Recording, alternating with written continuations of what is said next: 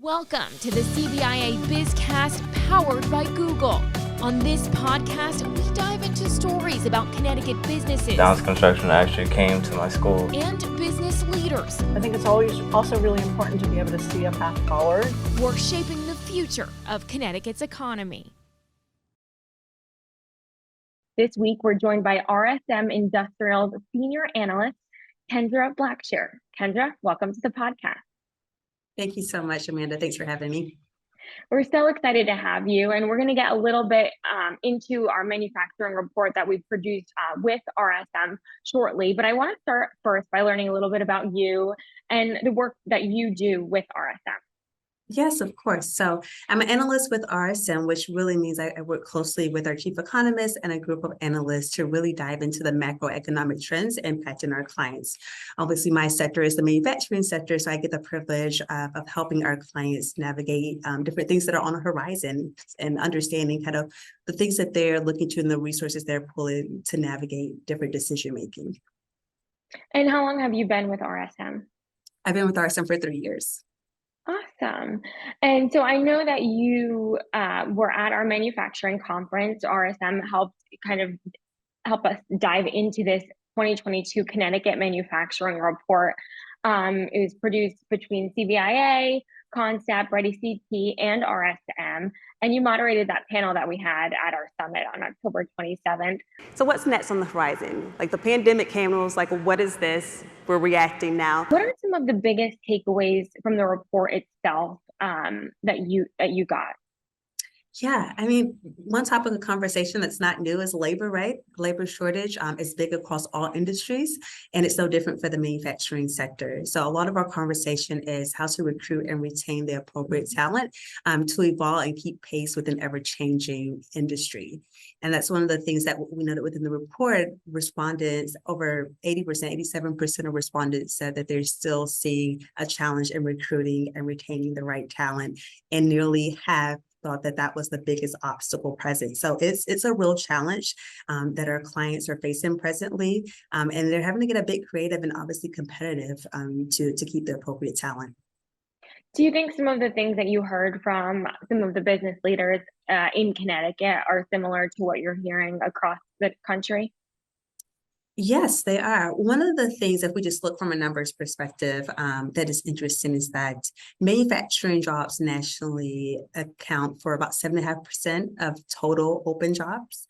But in Connecticut, it's about 10%. So Connecticut is a big driver when you're looking at those national numbers, and manufacturing jobs have a bigger presence and an impact in Connecticut than maybe a lot of other states do. And so it's a real conversation that needs to be had. And some of the feedback that was given a panel that I thought was particularly interesting is hearing how leaders are getting a bit creative with appealing to talent.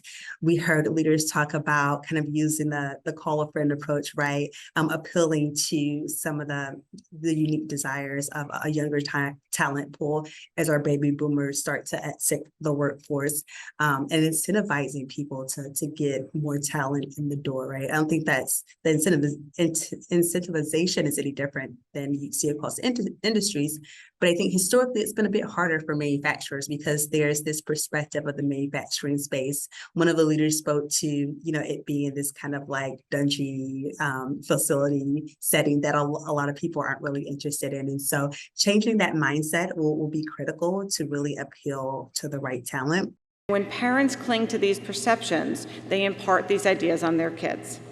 Another thing that I thought was particularly interesting is that Brittany Isherwood from Berg Aerospace spoke to how she's really looking to connect with the talent and really providing opportunities for upward feedback, and not only providing the opportunity, but then effectively implementing kind of what she's heard and appealing to the long-term career goals of talent versus let me just fill this job presently. Making sure that your employees are being heard in a way that they feel comfortable, because most folks don't want to say it to your face, and it's easier if they write it down without their name attached to it, but then also making sure that you follow up with the group, just knowing that all concerns are being addressed. And so that way you have an engagement from the talent, as well as they have a clear understanding, this is the need that needs to be met presently in order to get to the long-term career objectives that I have. And so leaders are thinking way differently than they have had to in the past, just because it's been much harder, right, to retain talent. And so it's exciting, and it's encouraging to hear that things are changing in the manufacturing space. And there's a lot of good things on the horizon. Are nationally, are the same manufacturers having the same issues with retaining? I think in Connecticut it's like 87%.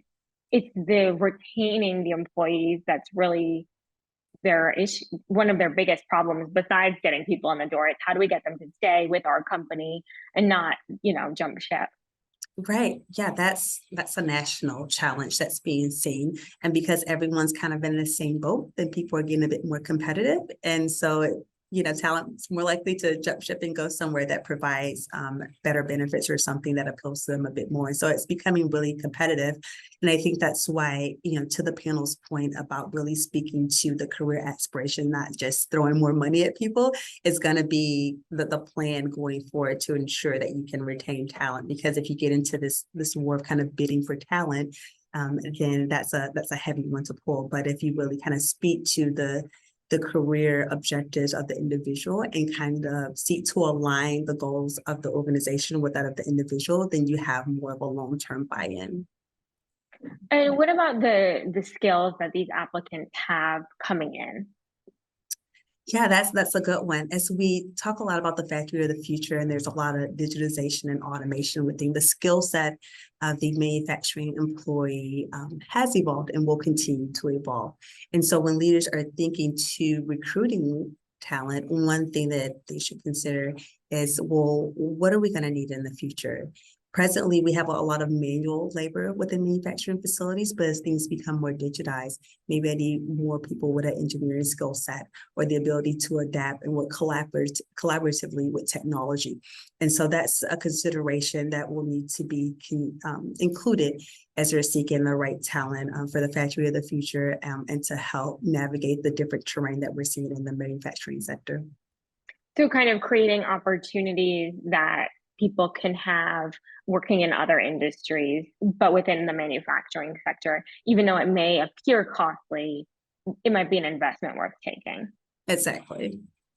Okay. And, what do you think, besides kind of committing to those workers, helping them see the bigger picture, are there other factors that are working well in terms of employee retention? I think just keeping a good pulse on how things are going, not assuming because no one's kind of raised a hand or there's no red flags that all is well. Because what we've seen a lot throughout the course of the pandemic across industries is that though employees are retained, they're not engaged, right? And ultimately, disengagement leads to retention issues. And so manufacturers are continuously thinking through, how do I keep personnel engaged, and not just, jobs filled, which is a different perspective to take. So I'd probably say that's one of the other considerations to take into account as well. Okay. The report also shows a staggering percent of manufacturers impacted by supply chain disruptions. I mean, any survey that we've seen in Connecticut shows that it's at the top of the list with those the number of employees coming in. What do you think manufacturers can do to kind of prepare for these disruptions, the really long lead times, things like that? Yeah, it starts with communication. I think a couple years into the pandemic now and navigating the supply chain effects, that's one thing that a lot of manufacturers have learned. Okay, there are going to be delays. It's amazing that you said the point of 93% of manufacturers surveyed in the report actually said they're still having these challenges, but you hear kind of broadly that things are easing and a bit better, but it's still a real concern. And so it's present, it's gonna be there. And the best thing that leaders can do is to communicate all the way through the chain so that they have a good understanding of how long is this gonna take? What do I need to communicate to my customers? How do I need to navigate my capacity levels and my talent resources so that as things move, I have the right talent to keep things moving. But if things maybe slow down, I'm not at capacity, I can leverage those resources elsewhere. So that continuous dialogue with everyone to ensure that you have kind of real-time feedback on if there are delays or materials not available or becoming more costly is going to be the thing that's going to help continue to navigate through the supply chain challenges. Yeah, I think we heard from one manufacturer who said that, they're having to make these predictions, and because of the supply chain and the economy, they're not really sure. They're way off from what number they think that they have to be ordering. If we're going to be able to supply this person 3 months from now or 4 months from now, we're going to have to import this stuff now, or bring this stuff in from somewhere else now, or order this machinery and just have the confidence that we'll be able to use it when we need it. Because trying to get it when you need it now, that's still not a thing. What's your advice? Yeah, no, that's true. There's a lot of predictions going on, right? And we're all hoping to get it right. But one of the things that's been really useful is where companies can leverage data-driven decision-making. And what that means is having kind of the right technology to be able to get data real time so that when things change right away and you can pivot where you need to. I love that, at Burke, they talked about being able to navigate and go through different avenues, right, to keep business flowing in the midst of the pandemic. That was a bit different than maybe they had previously strategized for. Being nimble and agile to the sense of you have to pivot what the customer needs are, and that's going to always change. And I think it's going to change our business pretty much every single year. And so that ability to have the data available so that you can say, okay, do I need to shift markets? Do I need to shift regions or resources? Is going to be critical. The change is inevitable, as we've seen. And like you said, we'll try to predict the change, but it's better to have the data that you need to be able to pivot at any given moment.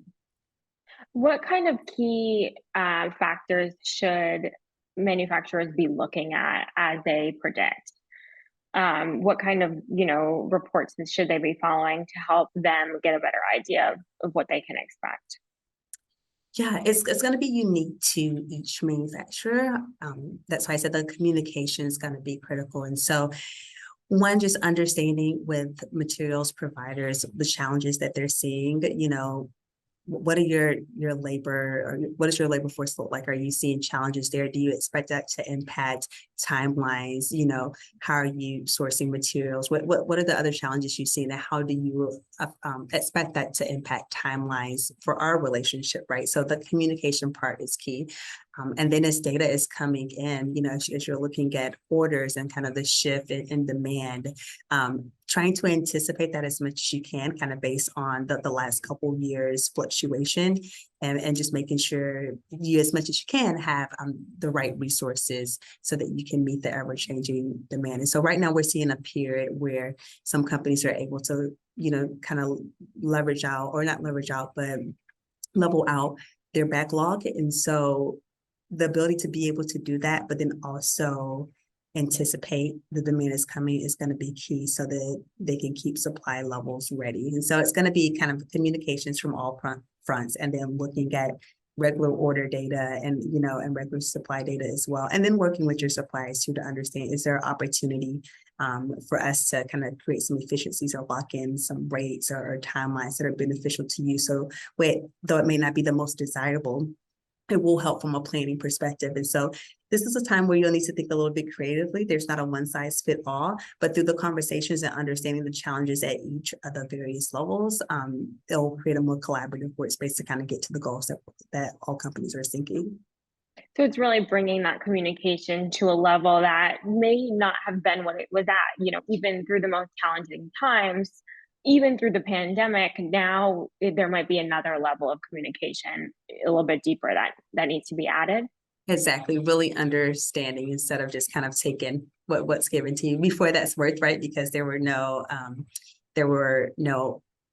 fluctuation or inconsistencies, and it worked, right? But now we'll need a deeper understanding behind the numbers, and that's where the communication is going to come in.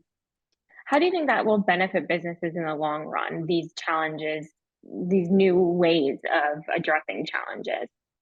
How it's going to create much more innovative teams and more critical thinking, all the skill sets that we all enjoy. And, as you think through diversifying the talent pool, and growing the talent pool, these are the skill sets that really speak to talent, an opportunity to be able to critically think, to think innovatively and outside the box. And maybe these are skill sets that weren't traditionally associated with manufacturing, but now they are. And so it gives you the opportunity to collaborate on a higher level and to think about things a bit differently. So I think it's going to impact the industry in a great way. It's just the embracing of it, right? It's change and it's shifting of the mindset from the way things have traditionally been thought about, but definitely will have a positive impact in the long run. And what are you seeing in terms of like optimism from businesses? I know that like here in Connecticut, based on this report, just over 2/3 of manufacturers reported profits in 2021, which was obviously up from 2020. What are you, anticipating for 2022? It did seem like last year more people didn't expect to make a profit and did, or they're still trying to kind of balance out what's happened. Yeah, I agree. There's companies are remaining profitable and have done even better, right, than historical. And I think everyone's a bit surprised by that. They're like, it's a pandemic, there's a lot going on with supply chain and other issues. And so the natural thought is that this is going to be a tough time. So a lot of companies kind of were a bit more maybe conservative in their CapEx spending, and others just ensuring that they were prepared for kind of what lied ahead. And I think that sentiment has kind of changed a little bit, in that they've seen, okay, we've been able to navigate this uncertain terrain. Maybe this is a bit of the new normal as we're continuing to come out of the pandemic and seeing a little bit of supply chain restraints being eased up. And so I think the sentiment is good kind of going in. It's still uncertain, but I think there's a bit of comfort that's coming out in this uncertainty because companies have been able to remain profitable in the midst of a very uncertain time. Based on the data that you're seeing, where do you think companies should have the most optimism for this next fiscal year? Yeah, I think there's a lot of opportunity with the labor force. I think most would agree that that's kind of, we see it was the biggest challenge per the report, right? Almost half said that's the biggest obstacle, and almost 90% said that we're still seeing an issue with that. And so I think there's optimism and the opportunity to diversify your talent pool, right? Both from a skill set and a background and a cultural perspective. And I think once manufacturers really tap into that, then, it's only up from there, right? Not only from a capacity standpoint and being able to fill jobs and complete projects, but also from a diversity of thought perspective and being able to think more innovatively and build inclusive teams that is going to help with the projection of the company. So I think there's a lot of optimism in that. Yeah, and so many companies are looking to different groups maybe that they hadn't explored before. Yeah, and I'll preface that in that the initial thought of the labor challenges are not optimistic per se, because it's a challenge, but I think there's still optimism in that there are untapped pools that we know. Like I loved hearing from Carolyn Lee with the Manufacturing Institute, and she spoke about the MAKE initiative, which is the 35 by 30, having women in manufacturing grow from 30 to 35% by 2030. Gives young women and students, young girls, the ability to aspire, because you cannot be what you cannot see. And so for me, hearing that, I'm like, okay, yeah, there's a labor shortage, but there's also an untapped pool of great talent that the manufacturing can tap into to alleviate some of those shortages and some of the labor force burden. And so that's when I speak to the optimism, that's the part that excites me, the opportunity that exists. Yeah, it's, people are putting so much effort into this right now, but really they're not going to feel maybe the benefit to a high level until a little while, maybe a year or two from now. I think, even recently there's been more manufacturers tapping into the prison pipeline to help get people in that talent pool as well. Is that something that you're hearing about as well? Yeah, there's a lot of kind of great things going on to really expand or diversify the talent pool of manufacturing, and the exposure is growing as well, which I love because I'm a manufacturing girl at heart. So it's good things to see. We see also a lot of companies are starting to reshore and nearshore, and that just brings greater opportunity as well. And it's amazing that some of these things or a lot of these changes have come in the midst of are more responsive to a harder time, right, with the pandemic and because of the challenges that ensued.